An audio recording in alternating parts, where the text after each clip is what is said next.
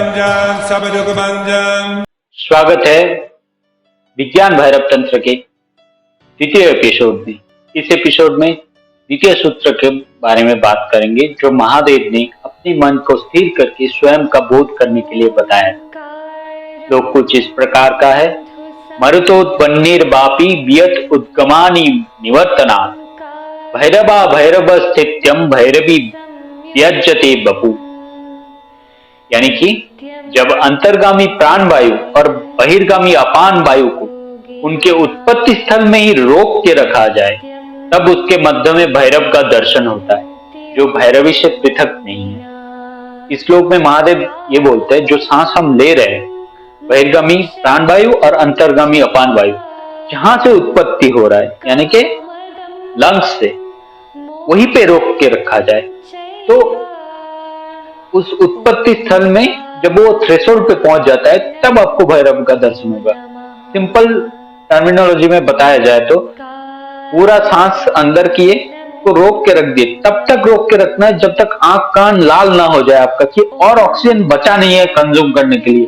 Body बोल रहे है अब मैं थ्रेशोल्ड पे पहुंच गया हूं, अब मैं मर सकता हूं, तुम फिर से सांस लो। उस पॉइंट तक आपको रोक के रखना है, उससे भी थोड़ा आगे जाना है। जितना इतना प्रैक्टिस करते जाएंगे तब वो जो थ्रेशोल्ड मोमेंट होता है उसमें आपको भैरव का दर्शन होता है। उसमें आपको जीवन और मृत्यु के बीच के फासले का दर्शन हो जाता है।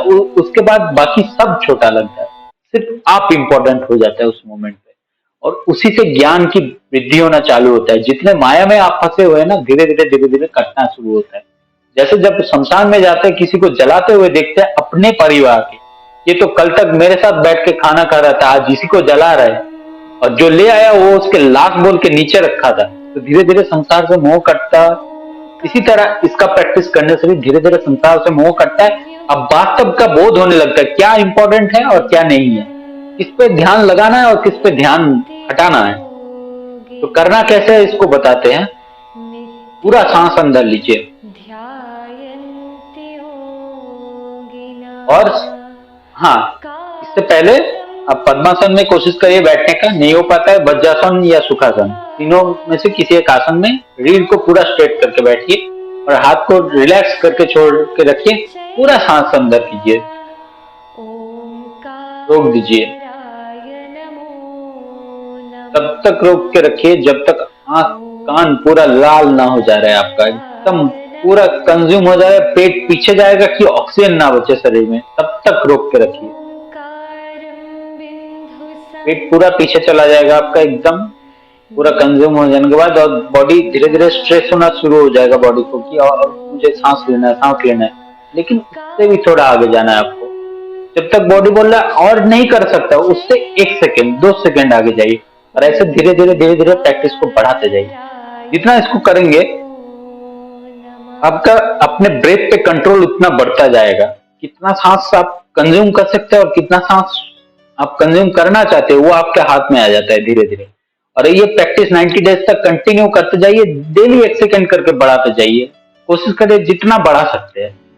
ऐसा करने पे भैरव की स्थिति उत्पन्न होता है, आप सच्चित आनंद में पहुंच जाते हैं क्योंकि आपका जो बैक स्ट्रेस चल रहा था, पीछे जो चिंता चल रहा था वो कट जाएगा।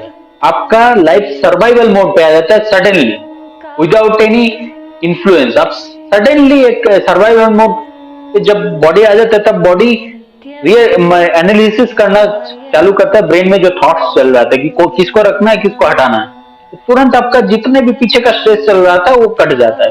और ऐसे धीरे धीरे अभ्यास करने से आप उसी स्थिति में रहते हैं जिस स्थिति में आपको रहना चाहिए, जब पूरा शांत वर्तमान, ना आगे का ना पीछे का, ना कोई माया ना कुछ। जो सत्य है वो सत्य है, जो सत्य नहीं है वो नहीं है, चाहे वो कितना भी अच्छा लगे, उस स्थिति में आप पहुंच जाते हैं। तो उसको बोला जाता है भैरव की स्थिति। उस भैरव की स्थिति का धीरे धीरे आपको बोध होना चालू हो जाता है। तो आशा करते हो ये प्रैक्टिस आप करेंगे। बहुत सिंपल प्रैक्टिस है, कुछ नहीं करना है, सिंपल बैठना है, पूरा सांस खींचना है, खींच के रोक के रख देना है। जितना कर सकते हैं, जितना तक रोक के रख सकते हैं, बस इतना ही सिंपल सा प्रैक्टिस है। आशा करते हो आप दिन में 2 बार इसको कम से कम करेंगे और जोगी लोगों के लिए 3 बार जैसे शास्त्रों में विधान है।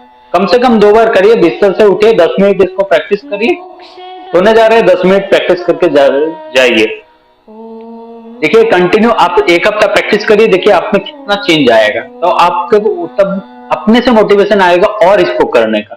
और ऐसे 90 डेज तक अगर कंटिन्यू प्रैक्टिस रखते हैं तो आपका मन एकदम शांत हो जाएगा, आप पूरा व्यक्ति के तौर पे बदल जाएंगे। करके देखिए। इस एपिसोड में इतना ही।